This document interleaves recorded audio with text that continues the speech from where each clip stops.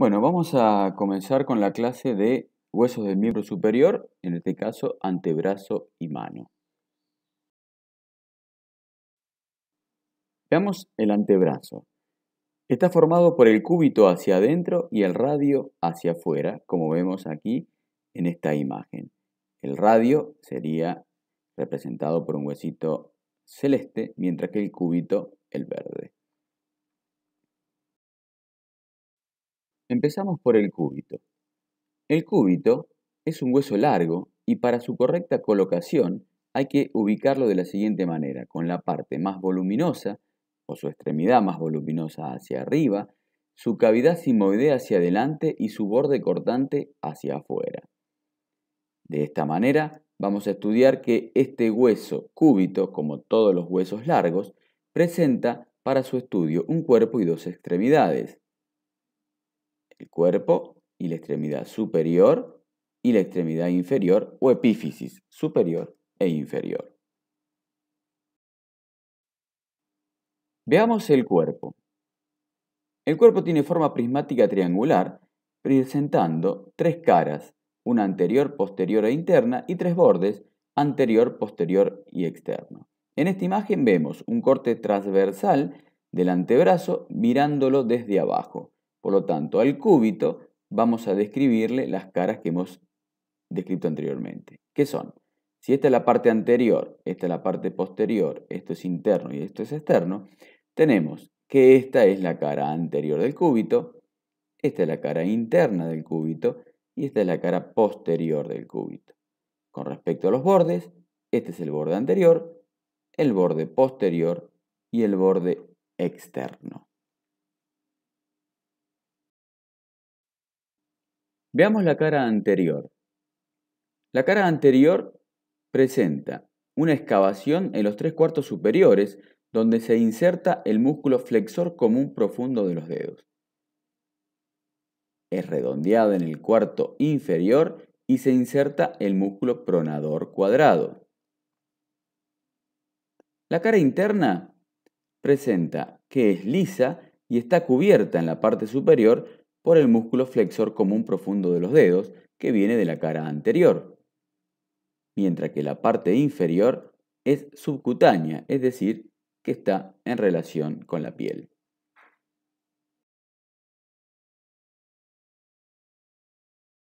La cara posterior de este cúbito presenta una cresta longitudinal que la divide a esta cara en una parte interna ocupada en casi toda su extensión por el músculo cubital posterior y una parte externa donde presenta crestas oblicuas en donde la separan también a esta parte para la inserción de los músculos anconio, separador largo del pulgar, extensor corto del pulgar, extensor largo del pulgar y el extensor propio del índice.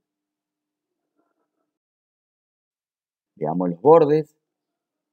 Tenía un borde anterior que es romo y bien marcado. Tiene un borde posterior contorneado en S itálica y tiene un borde externo delgado y cortante y presta la inserción del ligamento interóseo. Por arriba, ese borde externo se continúa con una cresta que es la cresta del supinador corto para la inserción del músculo supinador corto y luego se bifurca en una cavidad sigmoidea que se denomina cavidad sigmoidea menor del cúbito, que es para la articulación con el reborde lateral de la cabeza del radio.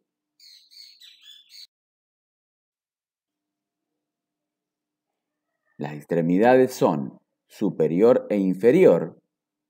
La superior está formado por el olecranon y la apófisis coronoides.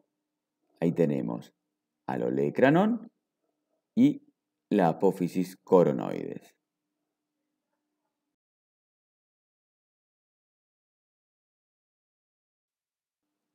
Bueno, veamos el olecranon.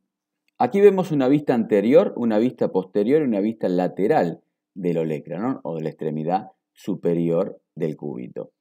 Y tenemos que la cara anterior de ese olecranon es articular y constituye a formar la cavidad sigmoidea mayor del cúbito. La cara posterior, en su parte anterior, se proyecta hacia adelante formando el pico del olecranon.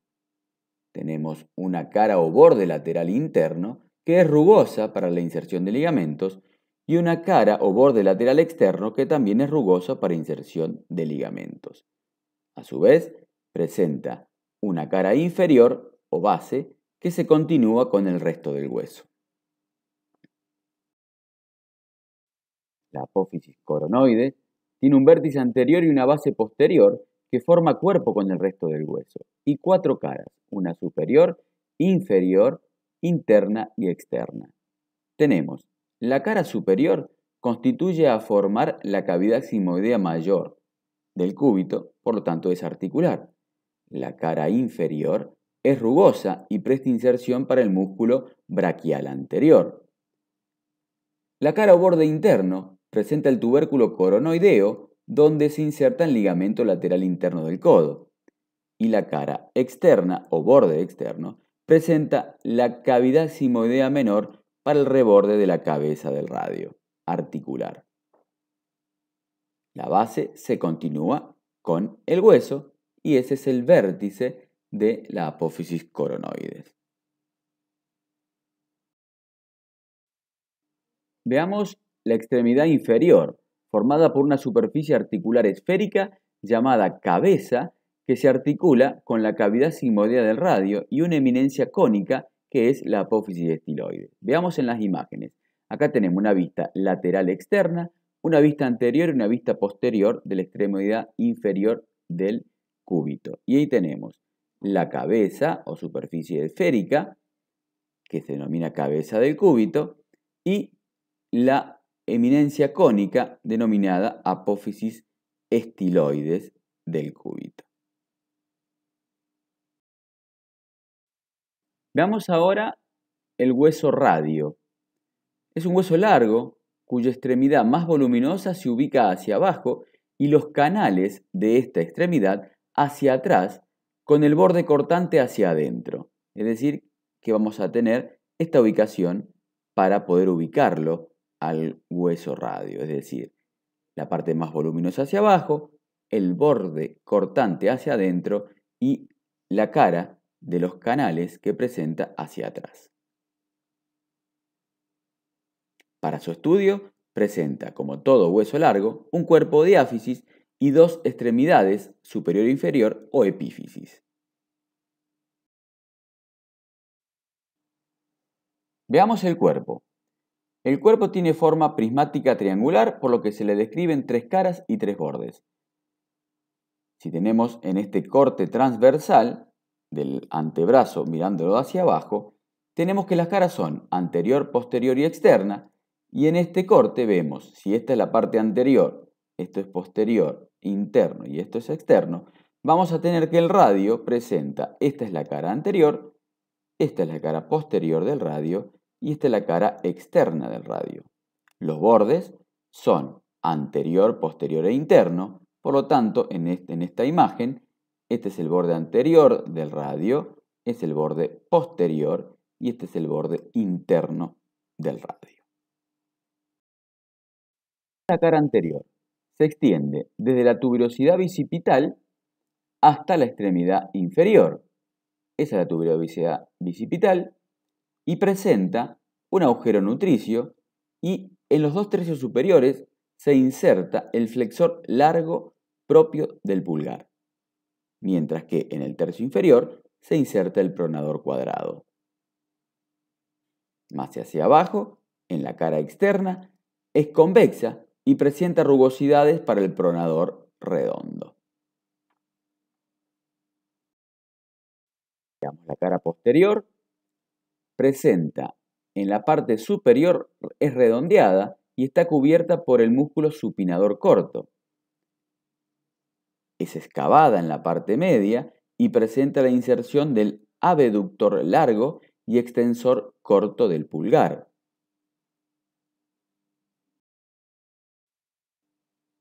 Los bordes son anterior, nace desde la tuberosidad bicipital y se extiende hacia el extremo inferior, un borde posterior, medianamente marcado, y un borde interno que es delgado y cortante y da inserción al ligamento interóseo y hacia abajo se bifurca. Las extremidades, que eran superior e inferior. La extremidad superior presenta en esta vista anterior, una vista posterior y una vista lateral, vamos a tener que tiene una cabeza, un cuello y tiene la tuberosidad bicipital, que es una eminencia ovoidea donde se inserta el tendón del bíceps. La cabeza, por encima, presenta una cara superior o cúpula radial que es cóncava, que se va a articular con el cóndilo del húmero y presenta a su vez un reborde que se articula con la cavidad sigmoidea menor del cúbito en su parte interna. Se va a articular con la cavidad sigmoidea menor del cúbito. La extremidad inferior del radio es voluminosa y presenta las siguientes caras: anterior, posterior, interna, externa e inferior. Aquí vemos la cara anterior y la cara interna. En la cara anterior vamos a tener que se inserta el músculo pronador cuadrado. La cara interna resultaba de la bifurcación del borde interno y se bifurca en dos partes, en una que presenta un segmento rugoso y otra una superficie articular llamada cavidad sigmoidea del radio para articularse con la cabeza del cúbito. La cara inferior presenta en el medio una cresta que divide dos superficies articulares, una de forma cuadrilátera, que es para la articulación con el hueso semilunar, y otra de forma triangular, que es para la articulación con el hueso escafoides, que son la primera fila del carpo de la mano. La cara posterior y externa están representadas aquí por un esquema en donde la divide el borde posterior. Y en esa cara externa vamos a encontrar a la apófisis estiloides y en la cara posterior el tubérculo dorsal. Esas estructuras van a delimitar canales, que son un canal anterior, un canal posterior, un canal externo y un canal interno. ¿Para qué sirven esos canales? Son canales por donde van a pasar diferentes tendones de los músculos que van hacia la mano. Y ahí tenemos, por el canal anterior va a pasar el tendón del aductor y separador largo del pulgar y el extensor corto del pulgar. Por el canal posterior va a pasar el tendón del primer radial externo y del segundo radial externo. Por el canal externo van a pasar el extensor largo del pulgar y el interno pasa el extensor propio del índice y el extensor común de los dedos. Veamos en otra imagen, que no sea un esquema, cómo es la disposición de todos estos tendones. Y aquí lo vemos. Tenemos el tubérculo dorsal y la apófisis estiloides y los diferentes surcos por donde van a pasar los tendones de los músculos que van hacia la mano. Veamos en anatomía en imágenes las diferentes estructuras de los huesos que vimos anteriormente. Y acá tenemos una RX de antebrazo anteroposterior, tenemos la diáfisis del radio o cuerpo, la epífisis superior del radio y la epífisis inferior del radio. Acá tenemos la diáfisis o cuerpo del cúbito, la epífisis superior del cúbito y la epífisis inferior del cúbito. En esta estructura vamos a ver en esta placa la epífisis superior del cúbito y radio, en donde vamos a observar la cabeza del radio, el cuello del radio y la tuberosidad bicipital del radio. Tenemos el cóndilo del húmero, que hace la articulación con la cabeza del radio, y la articulación radiocubital. Vamos a ver la apófisis coronoides, que ya corresponde al cúbito, y el olecranon del cúbito. En esta imagen no es interesante la patología que tiene, pero sí es importante para poder ver las estructuras óseas.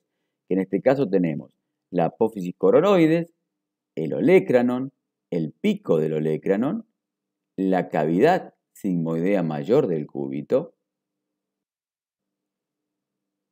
y en esta, la epífisis inferior de cúbito y radio, vamos a observar a la apófisis estiloide del cúbito, a la cabeza del cúbito, a la articulación radiocubital distal, a la apófisis estiloides del radio y a la articulación radiocarpiana o de la muñeca.